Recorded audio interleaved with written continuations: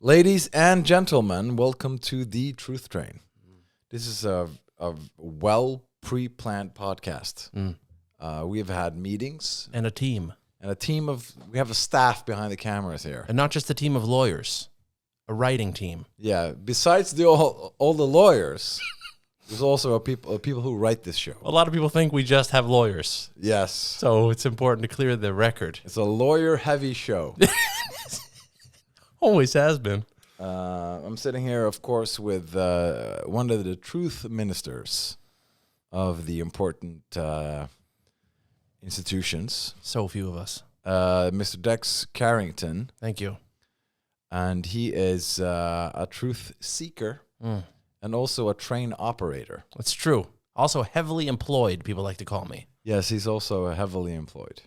And See, normal people are just employed. can we just talk about that for a second? Because we've talked about the women can sense if a guy has a job or not.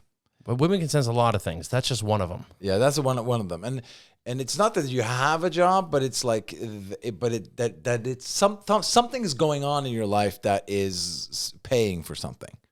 That they can smell that. Oh, he's a guy who has income. You have a pie that's on the windowsill fresh, and there's a line to buy slices. Right. That's what they smell. Right. You know? Yeah, that's a perfect analogy. Thank you. But when a guy doesn't have a job, can you explain how that works for the laymen out there who haven't been dabbling in the truth-seeking missions that you have? But what is it that happens to a guy when he gets a job and that makes him attract other opportunities, such as women? It's a great question. First of all, the truth missions. I think we should talk about those later. Of course.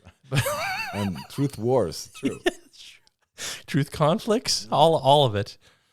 But there's something about the fact that, look, employment is not a binary thing. It's not like you're employed or unemployed. It's to what extent are you employed? If you're totally unemployed, you have way too much time. And what they sense is, here's a guy who's answering all the time. He's on it. He seems to care about them, and he seems interested. Yeah. They don't want that. They hate that. No, they don't want that. Don't be interested. Ever. To put it this way, they want a guy who doesn't want them. And the way to do that is to increase your employment at any given time. If you have a 9 to 5 at a grocery store, start shoveling snow after work. You know what I mean? You know, mow lawns at night. You know, do whatever it takes to not be available. The ideal relationship with a woman is that she's aware of you, but can never get a hold of you again. But even if you're a very successful investment banker, you should mow the lawn At night, even though it pays almost nothing compared to what you're making in the Wall Street sector. Yeah, and the tiger economies of the Far East, Exactly, as they call them, right? And but even though he's living in a penthouse, having millions of dollars on his account, he should be mowing the lawn, because it's not about income. No, it isn't. It's about unavailability. It's about being busy. Right. And so he should also deliver newspapers before work. Yes. And take the night shift at the local 7-Eleven. So he'd be going, wait a minute, aren't you Bernie Madoff? And he goes, you don't understand. Yeah, I'm dating. I'm dating right now. Yeah? Yeah, so unavailability, Right. that's what everybody's craving.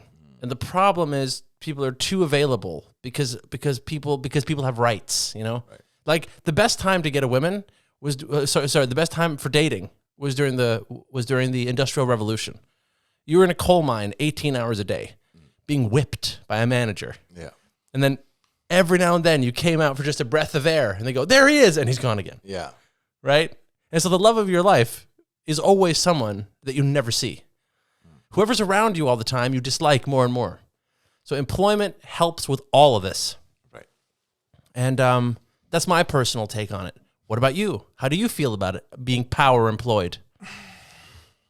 I think it's interesting when it comes to, again, we have to be very careful when we talk about, as men, talking about what women want and what women need or think they need or whatever it is. But I will try to at least define how I see it. Okay, so Sometimes I feel, because a friend of mine, he, so first of all, I heard somebody say on a podcast, there were some women who were talking, and they were saying, men don't, they don't flirt anymore. They don't walk up to women anymore. They take no initiative to start a conversation, ask them out for a date. Like, people are very like, it's like men have like dialed down the whole operation now. And like, where did the, I think Candace Owens and a lot of other people, like, where's the testosterone gone? That's what they say now. Like, the men don't have testosterone anymore. They don't pick up the phone and like, hey, let's go on a date. Like, they're like old school way of flirting. Right, like grabbing a woman and throwing her over your shoulder. Yeah, that's out. And carrying her off into the sunset. Yeah, and they don't want that, but they also kind of want that in a way. Yeah. Yeah, and I say maybe that's true. Maybe men have like crawled into their shell, caves, whatever it is. Mm-hmm.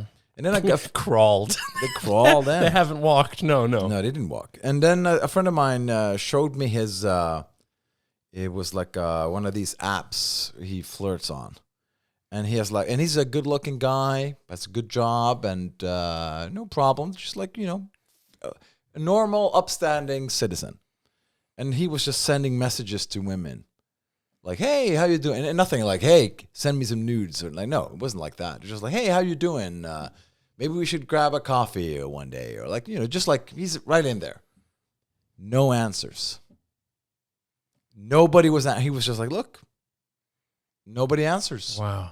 Nobody. I was like, "Holy shit!" It's just like, yeah, but I guess you have someone that you didn't answer. Nope.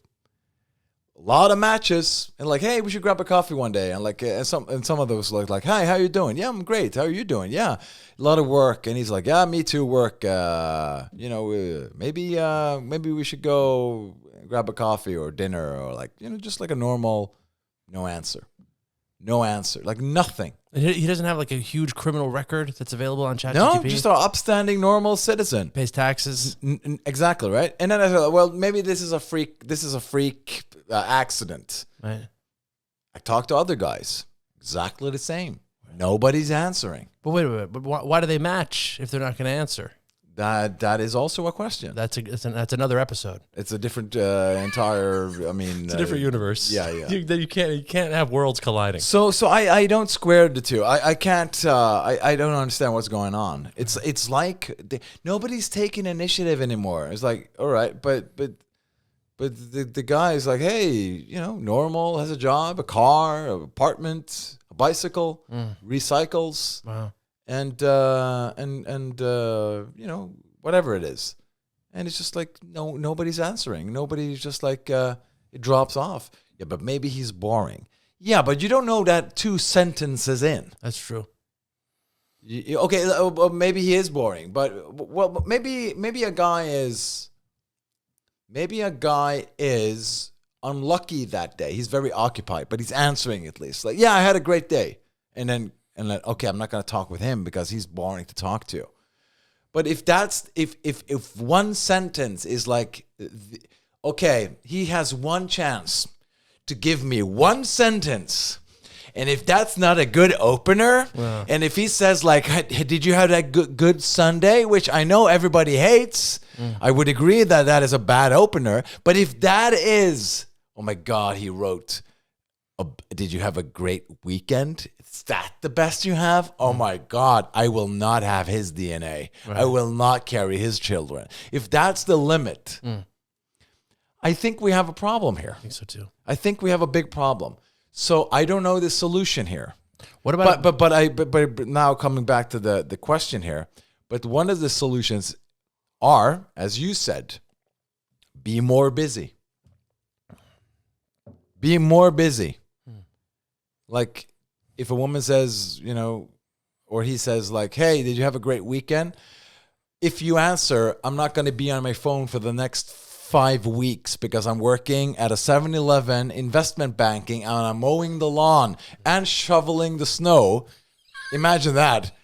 Lawn and shoveling snow. That's insane. In the same town. Yeah, same town. first I'm mowing the lawn and then shoveling the snow off it. That's right. That's it. I think that's the only way to like, hey, listen, I'm so busy that there's no time for you. Yeah. And maybe that is the solution. I think so. Maybe you touched on it. I don't have time for this. You want me to be so busy that you want me to be that coal miner.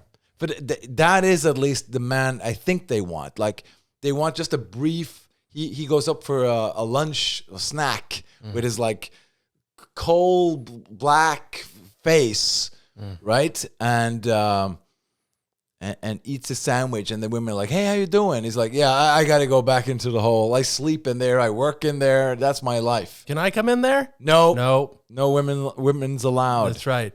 Just a canary down there. Yeah, that's the only friend we have. But you know what's interesting is like based on this logic, right? That they really want the busyness. I think just like a child silently screams for boundaries, a woman silently screams for be unavailable. And so if you opened it by saying, sorry, can't, this is the first thing you write, this is your opener. Interpol got me. I'm going away for a long time. Yeah, maybe a coffee someday. I think that's the way to do it. Hey, I'm going to jail, but when I'm out, would you like to have a coffee? In a long time from now. They said like 12 to 14 years on good behavior. Yeah. Yeah, that's great. Maybe we should schedule it right now. How about a coffee in 2037? Yeah. Yeah. You don't know, but I'm serious. Like, you know, if you could say like, sorry, can't talk now. Have to go blow up a helicopter. Right. And then hear me out. And then you write back like, okay, we're never going to talk. I've just been hit. Then you delete the app. Yeah. Now, you go to the local newspaper, okay? You give them a picture of yourself. You say, this guy died in a submarine accident, blowing up a helicopter. Post it now. They post it. You find this woman's house. You throw the newspaper in through her window. Then you disappear to Jamaica for 10 to 12 years. You come back. You're ingrained in her memory. Now you got a shot. That's the kind of stuff people need to be doing. I'm not saying that exactly, but that kind of stuff. You're not saying that exactly. No. But what I would say, well, why would you have to go to the newspaper? Why couldn't you just fake a newspaper? No, because it's got to be a legit newspaper. Yeah, but you can just fake the newspaper. No, but you want a newspaper with a lot of credibility, at least 100 years of credibility, you know? Yeah, but you take a newspaper and then you just edit it. You make somebody edit it. And then they print a newspaper. Well, we can't all know editing people who can just fix newspapers out of the blue. I think that's the least of that. Like...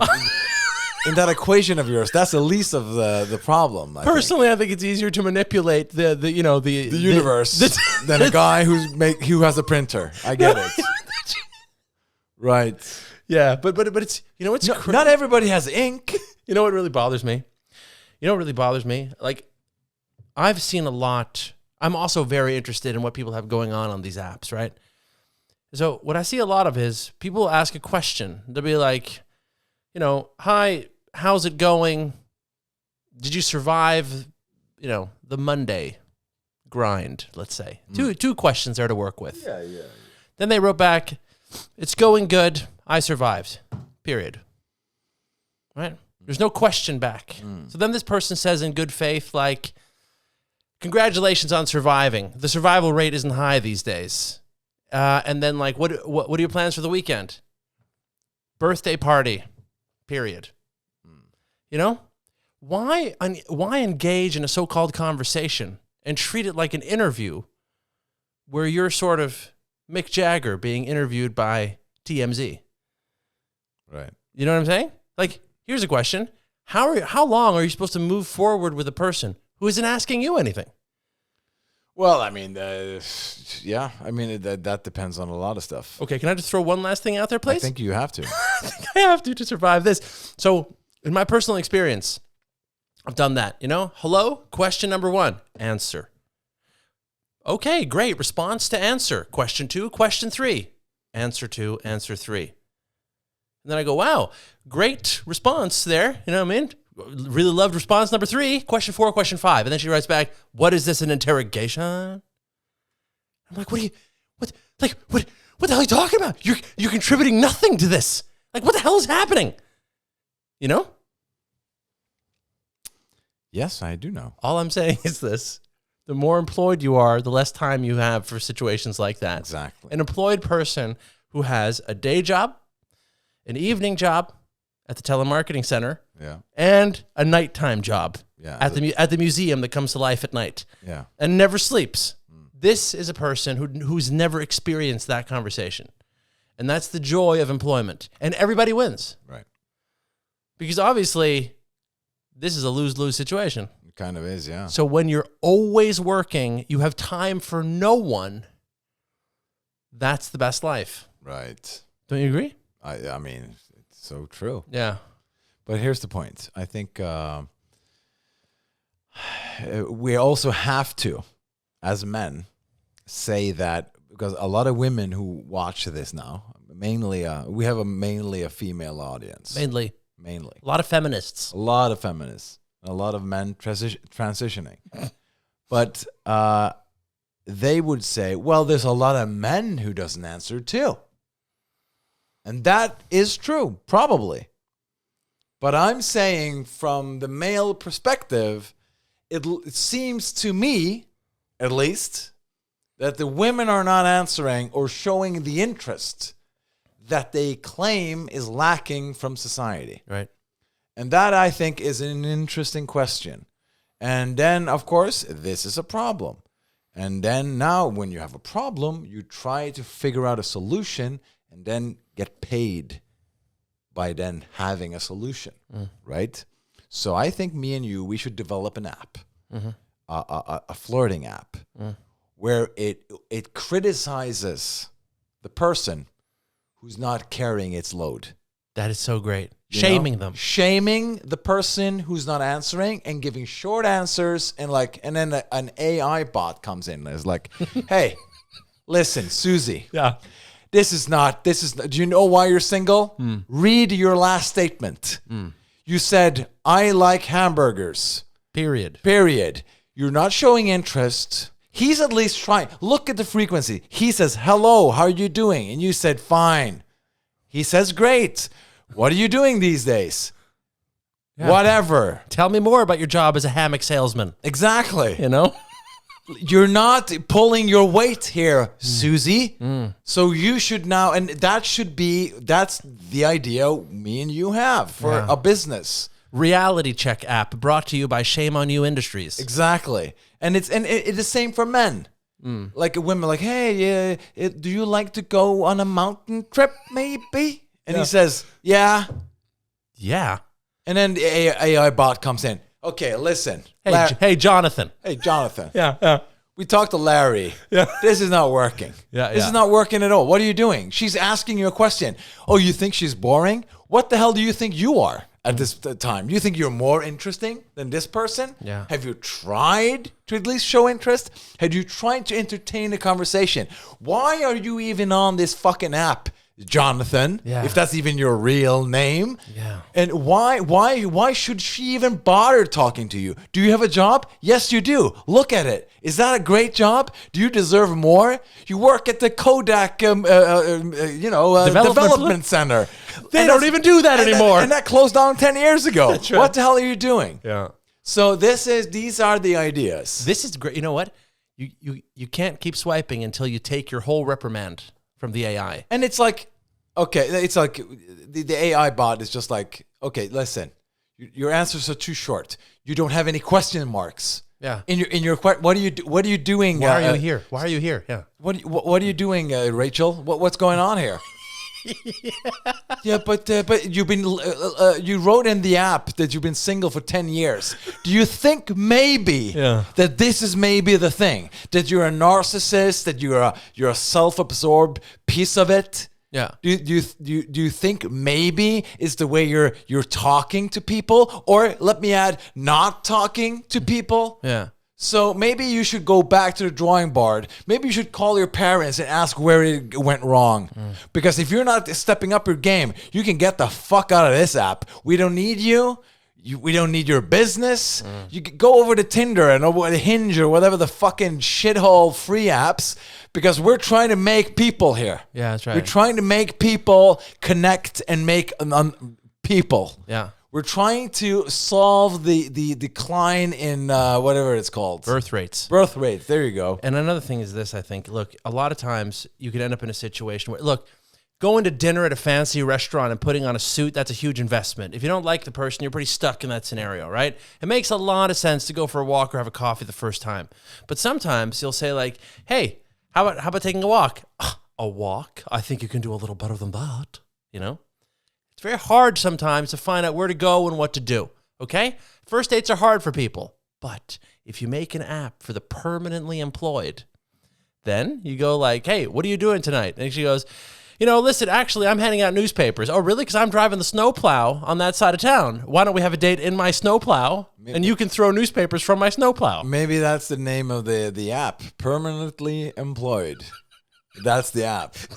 And you can only have an app if you have a job. No, you have to have like you have a job all the time. You're always working. You're always working, yeah. Always working. But here's the thing. I think an app like that would be a solution, because if somebody says, like, hey, if a guy says, hey, did you have a good Sunday? Which I agree. It's a boring question. Yeah. It's not great, and it shows, it lacks creativity. Yeah. I would agree with you. But it's a difficult, busy world. You know, maybe he's not good at texting, but he's better live. There's a lot of factors who plays in here. Okay. But if a woman then says, yeah, it was good, the app should step in. Like, before you press send here, you did press send, but we're just holding on to it for a second. We're holding on to it, okay? Because everybody can answer. But we're holding it for a second here. Right. Are you satisfied with this? Because it lacks interest. And the app should go like, I agree with you. That's not a very interesting question, but that doesn't really have to define the person. Right? There's a lot of factors here. But would you like to elaborate? Would you like to answer in a bigger way to maybe start a bigger conversation here? You actually shouldn't be allowed to date anyone without a chaperone.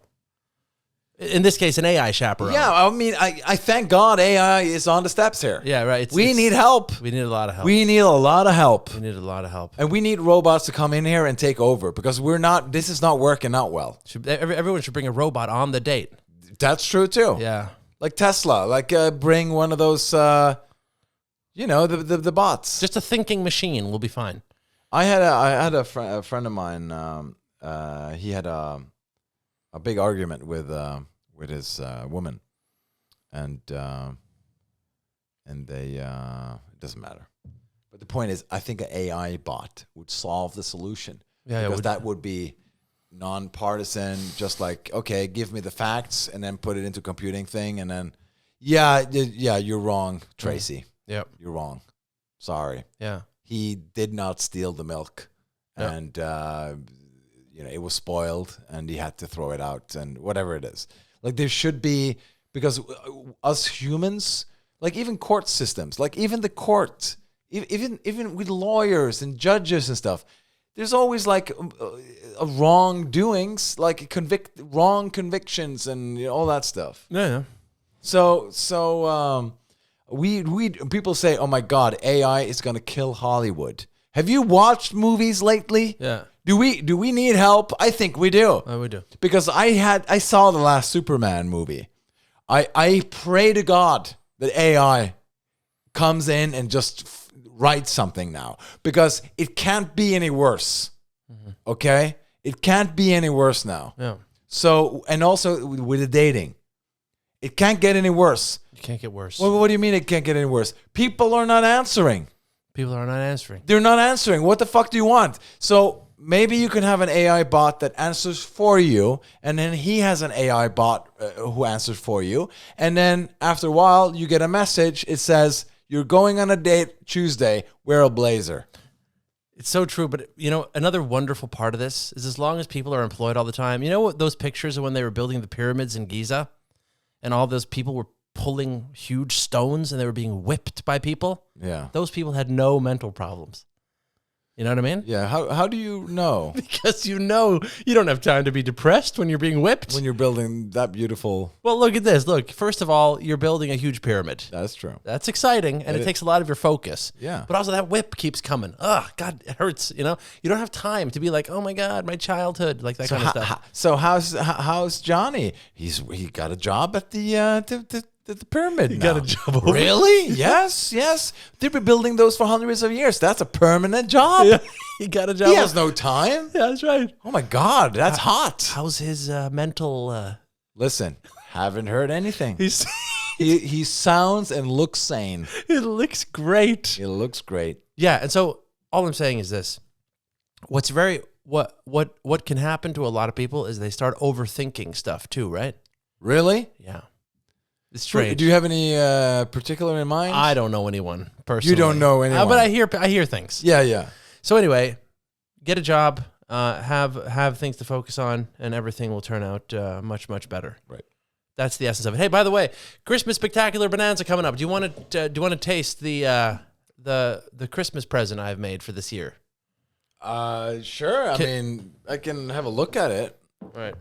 Because obviously, what we're talking about is Christmas. It's about connecting. And what connects more than whatever the hell this is? What is a cookie? It's a white chocolate macadamia nut cookie. Why the macadamia nuts? You don't have to eat it. It's because they're only good for They're only good for 3 weeks a year. right. The Mackinac peaches, Jerry. Can I? Yeah, of course. You just break off. Right. Yeah. Okay. Yeah.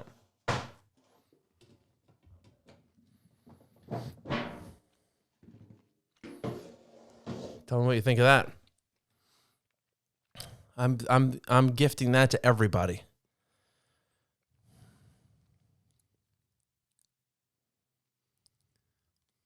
What? Well, I was never big on the white chocolate, Right. and the macadamia nuts. You were never big on anything. You don't understand anything. Here's what's important to understand. In the 1990s, when I was in Hong Kong and we were doing trick-or-treating, there was barely Betty Crocker cupcakes to be found, you know what I mean? And frosting out of a bucket kind of thing. Like, these were only sold by Miss Fields Cookies in downtown Wan Chai, okay? This was so hard to get a hold of. It was like gold, okay? People would kill each other for those kinds of cookies. Now I can bake them and gift them to other people because I have the power now and the employment to do so. Right. So basically, it's a power move. It's to show people that, like, hey, you think you know quality and taste? Well, guess what? Poof, right there in your face. It wasn't a bad cookie, but again, I think you have some salt on it too, right? Of course. Yeah, there you go. Of course, because I know what I'm doing. Yeah, because it's so sweet that you salt it, just make people just eat more and more, and then not feel the sweetness overload. That's what Coca-Cola does. I don't do that. Right. You understand? Yeah, because you're more pure-hearted than Coke. What are you getting people for Christmas? Potatoes? I haven't bought anything. I bought something for my niece, like a bowl. A bowl. Yeah, Classy. a bowl from a war zone. Really? Yeah, Which war zone? one of them. Nice. One of the big ones. Nice. Yeah. As like a a money whatever. Yeah, but it was a bowl. Yeah. Built made by people who have seen bombs, Right. and I think that was a noble gift. Right. Expensive, Yeah. yes, but it is what it is. So, When's the last time you were in an institution during Christmas? that's many years ago. Is it? Yeah, Yeah. had a family member who we came in and gave actually some Christmas presents and stuff like that. Really? It's like, hey, how's Christmas? It's like, and then we gave some gifts and stuff. I think this is like I know exactly when it was. It was 20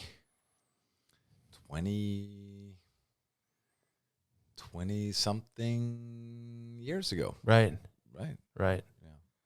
It's an interesting. I've always been fascinated. George Costanza, he goes, I've always been fascinated by prisons, But for me, it's like I've always been fascinated by institutions. Yeah. You get up, you put on slippers, you shuffle over to the breakfast table, And then you're like, make a grab for the banana, and they hold you down and shove a needle in your ass. And because pump you. We said no bananas. Yeah, but stuff like told that. you once, I told you 1,000 times. Yeah, he's having banana problems again. Yeah. You know, and then they dose you and you wake up somewhere else and you're drooling. Jacket. Yeah, yeah. And I you're want sort the of banana. squirming, and they ask you, what year is it? And you don't know. And, you know. Right. And then like. But has it something to do with you feel like a kind of a companionship with these people, perhaps? Or like, these are my people, or? No. Oh. I gotta be honest. When I went to rehab, it was like, I woke up at rehab and I just thought, okay, what do I have to do to never end up here again? This is insane. You know what's crazy is when you like, I was doing shows. I was like relatively functional, and I went down and I suddenly wake up at rehab, and then the guy's like rummaging through my bag, and he takes my nail clippers and my belt, and he goes, "You can't have these because you'll hurt yourself." Yeah. What do you mean? I had those for the past 35 years. I never hurt myself with them. Didn't you? Right? No. But the point is, the most annoying thing about rehab is they treat you like you're an insane person. Now, yes, you are an insane person, but you shouldn't treat you like one. no, but you're convinced you're not. That's what makes it annoying. Right. So the foundation of insanity is you're convinced you're not insane. Right. And when they start treating you like you're insane and taking your clippers, makes you very, very angry. So true. But if you're actually not insane, you would just be more fascinated by what's going on. But anyway, the point is, so I'm in this institution and I go, what do I have to do to never have to come back here? And then the guy gave me a book with the 12 steps, and he said, do this and then go to those meetings. I was like, whatever it takes. Please get me out of here. I hated it. But there were other people who were like, oh my God, this is so nice. We have a schedule, you know? And they'd be like, I earned enough points to go to the night market alone, you know, stuff like that. Right. They love it. Like some people go in, it's like a kindergarten again, but except you're 49 and you lost your job as a trailer, like a truck driver in Australia, you know? Yeah. And they took your house. But I think it's interesting because I think everybody should be in an institution at least once in their life. There should be like a mandatory, like, okay, we're going to put you in this institution right now to show you how it is to be taken away from society. Because a lot of people, like, they do a lot of crazy stuff and then they end up in an institution and like, oh, I don't like this. I'm never going to do that again. So why not preemptive? Put people in institutions. I mean, that's genius. And then like, well, I mean, I could be taking drugs and stuff, but I remember when I was 16, you had to do the mandatory institution thing for a week. That straitjacket and those meals and those pills. Well, this is why they pay you the big bucks. That's genius. I don't want to do that, so I'm good. Thanks. Hey, you know what's funny too is like some people, they finish high school and they do what they call like a free year before they start studying, and maybe go to like Thailand. Sure. And when they go to Thailand, they do like LSD and stuff, and people have like psychotic breaks. No, you do your mandatory institution year. Right. Right? Yeah, you should be locked up. Yeah, you should. In a padded cell with a straitjacket, continuously being injected with strange drugs. And then like, hey, wait, let me out. I'm not insane. Right, and that's exactly what an insane person would say. Okay, I am insane. We knew it. There you go. We knew it. He admitted it. Write it down. And they're like, you know. And then, so I think that should be mandatory. Yeah. Another thing too, like it's so funny because I think a lot of people just don't understand the consequences of things. I mean, no one does, because you come into this world and then you have to learn painfully. But another thing that you should do is be framed of a crime. Right? And then end up in jail on death row. Right. And then they put you in the thing where you get the lethal injection, but it's saline, right? Right. They don't kill you, but we just pretend to. Yeah. But when you think you're going to have a heart attack, but you don't, you know, because it's saline. Right. And then you walk out of there and go, oh my God, I'm never going to kill someone. I think these are the good ideas. The government is tuning in. Like, what did they talk about today? What genius ideas did they come up with this time? Okay, so needless to say, tomorrow is Christmas or whatever. It doesn't really matter because people listen to this podcast every now and then. Maybe you're listening to this in the summertime. The people who listen to this, for the people who listen to this podcast, every day is Christmas Day. In heaven, every day is Christmas. That's right. But no, so yeah, Christmas. I don't have any really interesting thoughts to say about Christmas Day or Christmas Eve, or I have no I actually I used to hate Christmas, like oh my god, this time again, right? But I felt like that was maybe like a too childish maybe response.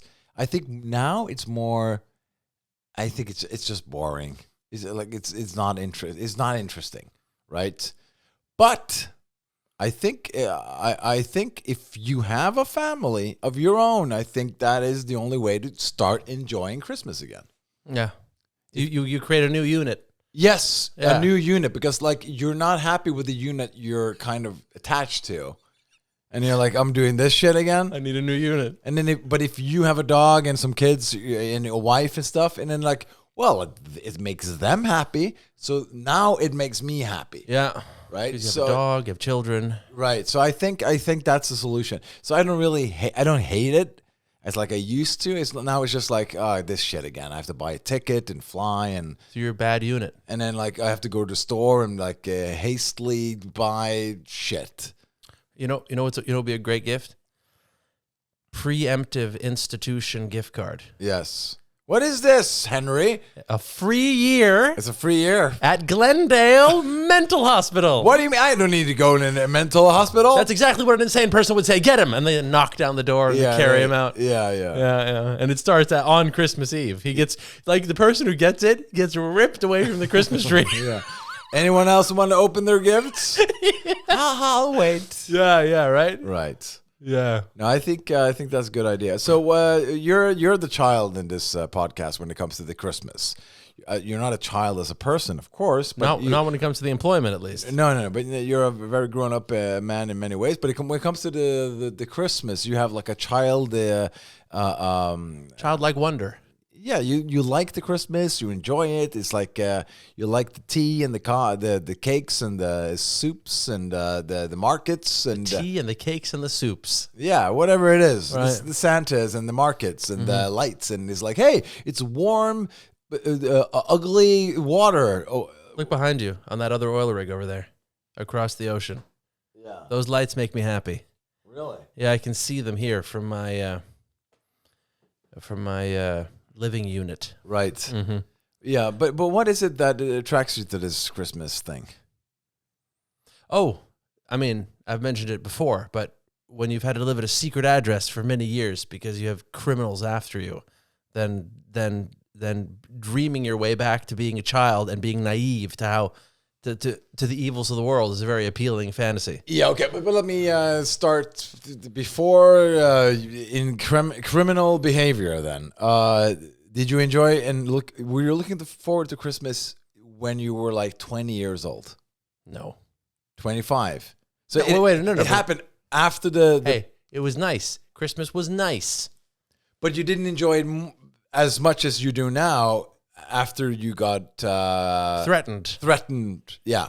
Like really threatened. So maybe that is a solution, not a family, but having people after you, and then they cancel the life threat, and then A government threat department, yeah. right? And then they threaten you. If a guy says, I hate Christmas, and then suddenly you get messages, you owe us $200,000. Yeah. You have 1 day to pay. Yeah. Like, what the fuck is this? Yeah. And then you have to run for a while, and then the people who are after you, Hop a steamship to Honduras. yeah, If exactly. you think that'll save and you. then you get a message from the government, hey, yeah, we called off the the hit. extortion, Yeah, the hit yeah, on you. yeah. And then like, I enjoy Christmas now. That's it.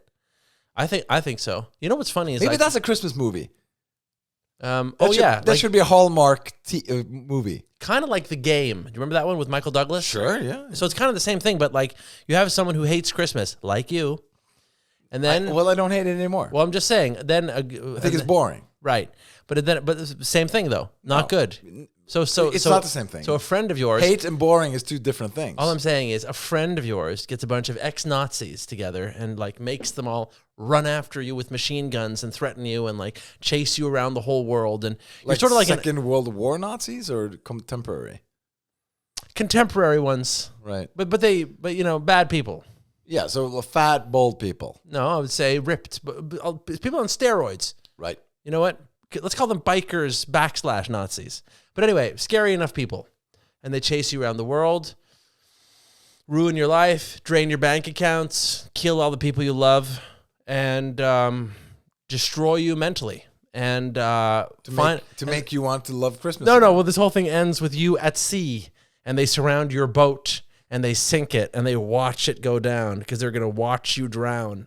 And you're treading water for hours, and they're just like, tread all you want, loser, you know? And you start crying, and like your whole life is flashing before your eyes, and childhood memories start to mean more. And then suddenly you have this flashback to like meeting Santa at the mall or something. And then right as you're about to go down, then they pull you out, and they go, ha, we work for the government. None of it was real. No, I think you should drown, and then they resuscitate. But that's more of a gamble, because then you could wake up with brain damage. Nah, not if you like drown for a minute. Really? You have a lot of experience with 30 seconds then. Just a 30-second drowning? Well, yeah, but it's about oxygen. It is about oxygen. That's true. It is about oxygen to your head. Yeah. And it takes a couple of minutes before your head starts to get spoiled. Or whatever the wording is. It does take a few minutes before your head starts to get spoiled. Yeah. Yeah. I'm just saying. Yeah. I think drowning, you should add drowning to that one. But it's so funny. You have Nazis after you, and then they surround you in a boat, and then they look at you, and then right before you drown, and then like, yeah, they should drown you. No, that's too far. How does that make sense? No, in this imaginary thing, that's too, even I can't on board. I can't justify this. No. I can't endorse this. Yeah. But all the But the Honduras and the mafia and the government and the boats and the sea and the killing of the family and explosions. Yeah. But drowning, that's where I draw the line. Permanently traumatized for life. But you know, another thing that's really, really interesting about preemptive institution is as long as every single high school kid does preemptive institution, I would say, like, if you're a stricter parent, you maybe do it between 13 and 15. Right. But if you're kind of have a bit more faith in your child, maybe they can do it 17, 18, something like that. But if everyone does preemptive institution, then all you have to do is declare having a lack of Christmas spirit to be insanity. And then, boom, problem solved. That's so true. Because people go, no, oh my God, I love Christmas. I don't want to go back to the institution. And then you love Jesus again. Yeah, they love it. But okay, so in conclusion, we do endorse institutions used in a preemptive way to make people enjoy life. That's it. Because we're starting to develop something called arrogance, right? And you see it on the apps, not answering. I have all the time in the world. I don't have to answer him. These people have not been to enough institutions. I hate Christmas. There's so many Christmas left. I can like throw a couple of Christmas away because I'm so mad. Yeah. No. We need to get you in line right now. Yeah. And the only way to do it is to make the government chase you down the hallway. Yeah. And put you in an institution before you have to go there. That's the whole idea. Make the government chase you down the hallway. Yeah. So I'm just saying. Yeah. I'm just saying we should now preemptive before you become a complete asshole, which is the route we're on. Yeah. We're not answering. No. We don't enjoy anything. What did I get? I got a PlayStation, but they have another PlayStation with more gigabytes.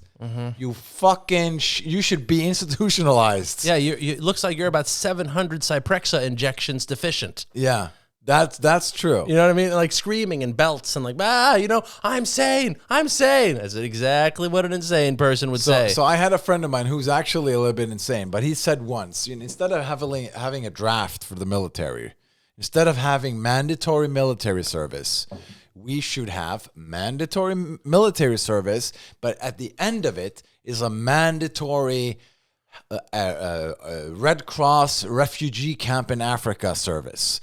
So you learn how to kill people, but you learn also what war creates. So you get the perspective. And maybe if you did that, if you saw people like, oh my God, people are very unfortunate, and what am I shitting about? That would make people start, the questioning of like how horrible your life would then dissipate a little bit, I think. I think that was he's completely insane now. But he did say a sane thing. Before he went insane. Before he went, that was the last thing he said before he went insane. Before he just snapped. So anyway, so yeah, there we go. Yeah, and also, you know, just for the record, right? I mean, this whole coal mine thing, when people were just dating, you know, when people worked in coal mines, right? Right. Black lung, all that stuff. Yeah. What we should take is the whole incel generation, right? They're just sitting in a basement listening to Nick Fuentes filming themselves game and do gaming and hating on women, right? Right. If they could get into that coal mine and start mining coal, all you'd have to do is open up a Tinder account. You send about 100 messages before you go down. You emerge 7 years later, and these women can't, like, where is this guy? You know what I mean? It's just, we should bring it back, is all I'm saying. Yeah. Unavailability is the new attraction. Yeah. Yeah. Coal miners get the action. You know? Great slogan. It's a great slogan. Yeah, but it is true, but it's so unavailable, you know? I love pre-emptive institution. It's the greatest thing I've ever heard. It's not bad. Yeah. It's a Christmas miracle where I come from. You know what? Another thing I love, just one last statement there. Okay, here we go. Everyone I think you're in some sort of theta beta brain mode until you're 8. Right. When you're 8, you sort of log on to reality, right? And the second you sort of log on to reality, let's call it age 13.